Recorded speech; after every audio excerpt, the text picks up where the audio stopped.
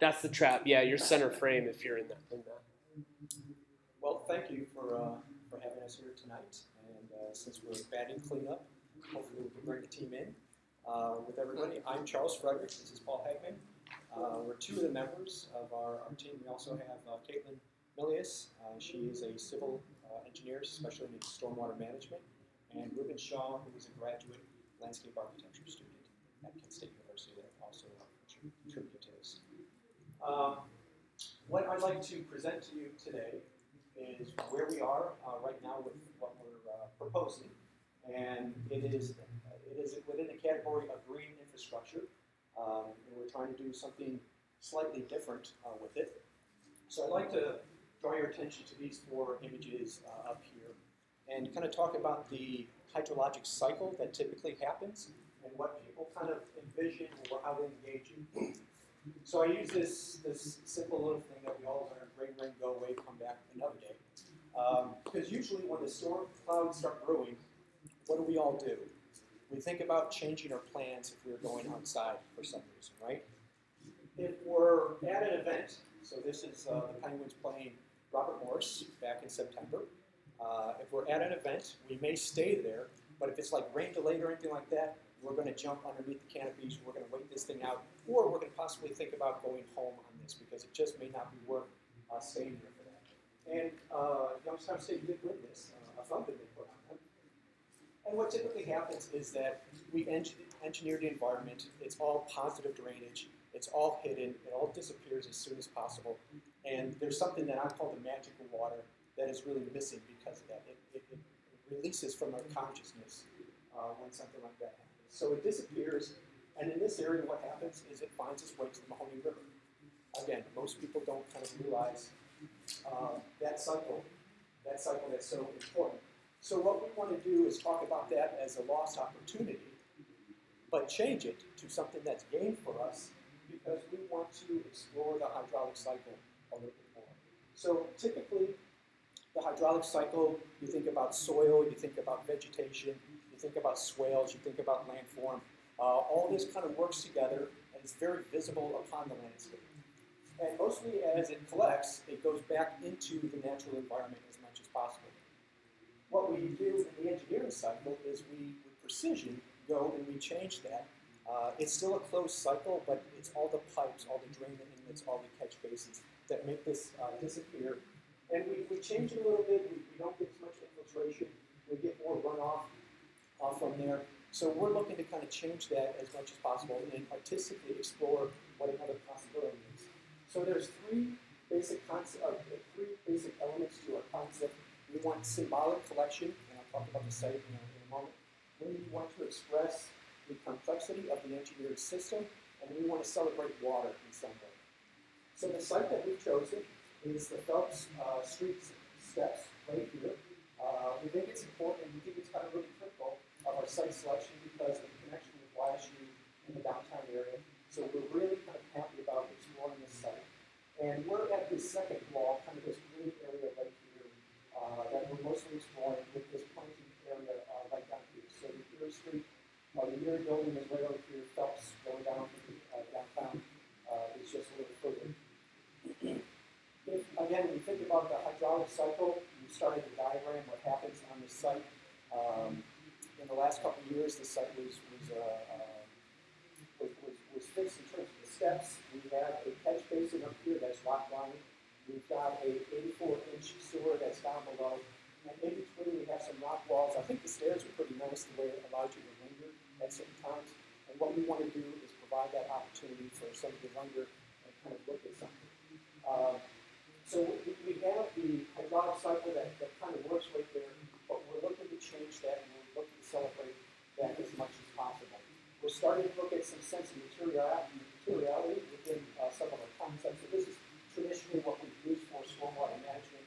I don't think we're looking at all those materials, but it is something that we just want to be aware of.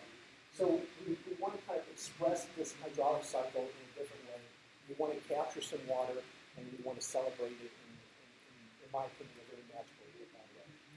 Paul's going to discuss the concept right now, and then we'll finish it up with a discussion. Sure. The lay of the land, I'm going to go a little bit over the actual details and the ideas behind the project itself, the intervention that we're looking at here. As Charles said at the end, the steps themselves have a nice setup to allow you to linger, but other than the sort of zigzag form of them, there's not much on that particular site that's active. It doesn't allow you to grab your attention, or there's nothing that wants to keep you there. So this intervention, at its core, is, because this is an NEA grant, an artistic site, an artistic project, but it aims to touch on three main concepts. The hydrologic cycle that Charles discussed, which currently in most cities and even outside in suburban and rural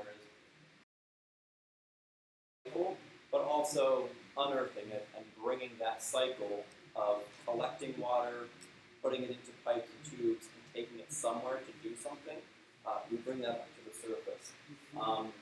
Because we're now pulling that to the surface, we have the opportunity to explore, in a kind of educational and interpretive way, some different elements of that system. So there are a lot of different components that go together with that, from the surface catchment that you see, the manholes, to the systems that take it away, different materiality, textures. So now that this thing has risen to the surface, and you can appreciate the real complexity of these systems, we can actually examine some of those interesting aspects that otherwise are hidden. And then the final part is that ability to use what we've collected, to use what has been gathered, to affect some artistic and I'm going to jump down to the bottom before I kind of go through all the steps. That activity, that motion, that dynamic component is what we've created the name from, the Floralis Hydrologica, a functional, mechanical, kinetic sculpture that at most times, during dry spells, is this sort of dormant flower head. Just sort of laying over on its side, petals a little bit closed. But as the water gathers in these catchment systems, what we're creating as these sort of contrived lily pads, as the water gathers and is funneled through these tubes, it ends up going into a larger basin at the bottom. That then can act in a mechanical way to activate or actuate some mechanics to allow this thing during a rain event, and even beyond a rain event, to perk up, pull its head up, and open the petals. And this thing, we're expecting it to be something like 6 feet tall. So it's a large enough piece that's going to catch your eye also from Phelps Street, where there's continued improvement and investment there. So folks that are dining, folks that are going out, may see this thing at the end of the street, and it may draw them to the site. Of course, there's also the connection between YSU and downtown that we're going to pass by. One of the concepts here, because this is an examination of what is a normal stormwater system, detainment, what we'd like to see in the mechanics, which we are still, in your brief, we have some sort of proof of concept mechanics, but that is one thing that needs to be finalized as this project moves forward, is the exact mechanics of making this thing work. But what we'd like to see is actually to have that piece be a very slow-moving kinetic sculpture, so that even after a rain event, even after it has perked its head up, it may take 36 hours for that final catchment system to drain and slowly go down. So it's not something that you have to be standing outside in the rain to experience, but something that as you pass by, every time you pass by this, if you're going to class, if you're going to work, if you're walking up the stairs once a week, you may see this flower, this sculpture, this intervention in some different state than the last time you were there. So it's a constantly kinetic, constantly interesting piece. And that's one of the principles for stormwater management, is holding it for a while and releasing it over time. Typically it's 24 to 36 hours. So we want to play with that and let everybody know that we are truly designing this as a stormwater management system. Yeah, so all the basic elements of those three concepts, the stormwater management, the hydrologic cycle, are captured in this piece, but in a way that allows you to act on something in this case that action is flower. We go into the budget too a little bit. And again, the handout that you guys have received has that breakdown. $20,000 is a wonderful grant. In the end, you're limited in what you can really do. So we really tried to pay attention to the materials and how to have the most bang for our buck.